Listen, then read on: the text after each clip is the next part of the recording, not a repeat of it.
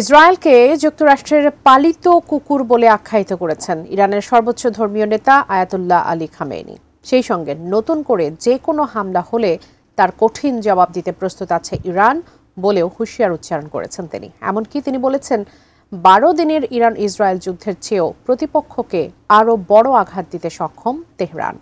আর জানাচ্ছেন এসআই রাজ। Iran Israel সংঘাত ভৌগোলিক সীমানা ও সময়ের বিচারে হয়তো দীর্ঘ যুদ্ধ ছিল না, তবে এটি তেহরানের জন্য ছিল এক অগ্নিপরীক্ষা। ইসলামিক প্রজাতন্ত্রের জন্য যুদ্ধের সময় এবং সংকটকালীন মুহূর্তে নেতৃত্বের দক্ষতা যাচাইয়ের এক বাস্তব মঞ্চে পরিণত হয় এই দ্বন্দ্ব। কঠিন ওই বাস্তবতায় ইরানের সর্বোচ্চ নেতা আয়াতুল্লাহ আলী খামেনি তার বিচক্ষণ নেতৃত্ব, তাৎক্ষণিক সিদ্ধান্ত এবং সাহসী অবস্থানের মাধ্যমে ইরানকে শুধু রক্ষা করতেই সক্ষম হননি, বরং বিজয়ের পথে পরিচালিত করেছেন। 16 জুলাই সকালে ইরানের বিচার বিভাগের প্রধান ও শীর্ষ কর্মকর্তাদের সঙ্গে বৈঠক করেন খামেনি। এরপর একটি ভাষণ দেন তিনি। সেখানে খামেনি বলেন, যে কোনো নতুন সামরিক আক্রমণ মোকাবেলায় প্রস্তুত আছে ইরান। তিনি হুমকি দিয়ে বলেন, ইসরায়েলের সঙ্গে 12 দিনের যুদ্ধে ইরান যে জবাব দিয়েছে তার চেয়েও বড় আঘাত হানতে সক্ষম তার দেশ। এ সময় তিনি ইসরায়েলকে যুক্তরাষ্ট্রের পালিত কুকুর বলে আখ্যা দেন।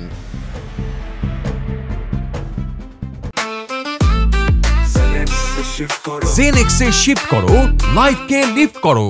আয়াতুল্লাহ আলী খামেনি বলেন, তেহরানের একের পর এক বিধ্বংসী ক্ষেপণাস্ত্র হামলা সামলাতে ব্যর্থ হয়ে যুক্তরাষ্ট্রকে আঁকড়ে ধরতে বাধ্য হয় ইসরায়েল। নেতানিয়াহু প্রশাসন শেষ পর্যন্ত ওয়াশিংটনের কূটনৈতিক হস্তক্ষেপের জন্য মরিয়া হয়ে পড়ে। এছাড়া দিন যত যাবে ততই ইসরায়েলের ক্ষয়ক্ষতি প্রকাশ পাবে বলে মন্তব্য করেন খামেনি।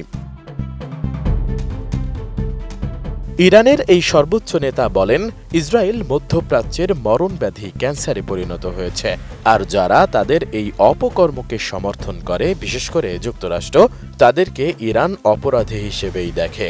যুদ্ধ ইরান শুরু করেনি, তবে যখন তাদের ওপর হামলা করা হয় সেই হামলার বিধ্বংসী জবাব দিয়েছে। এদিকে সংঘাতের মধ্যে গত মাসে ইরানের পারমাণবিক স্থাপনা ও সামরিক অবকাঠামো লক্ষ্য করে হামলা চালায় ইসরায়েল। আর ইসরায়েলকে তখন সমর্থন দিয়ে ইরানের 3টি পারমাণবিক স্থাপনায় হামলা চালায় যুক্তরাষ্ট্রও। ওই হামলার জবাবে ইরান তখন কাতারে অবস্থিত মার্কিন ঘাঁটিতে পাল্টা হামলা চালায়। ওই হামলার প্রশংসা করে খামেনি বলেন, ইরান যে ঘাঁটিতে হামলা চালিয়েছিল সেটি ছিল যুক্তরাষ্ট্রের অত্যন্ত সংবেদনশীল আঞ্চলিক ঘাঁটি। যুক্তরাষ্ট্র ও অন্যদের আরও বড় আঘাত দিতে সক্ষম ইরান। এদিকে যুক্তরাষ্ট্রের প্রেসিডেন্ট হিসেবে দ্বিতীয় মেয়াদে দায়িত্ব নেওয়ার পর থেকেই ডোনাল্ড ট্রাম্প পারমাণবিক চুক্তির জন্য চাপ দিচ্ছেন ইরানকে। তবে শর্তে রাজি না হলে কোনো চুক্তি নয় বলে অনড় অবস্থানে রয়েছে তেহরান। এসআই রাজ, ডেস্ক রিপোর্ট, এটিএন নিউজ।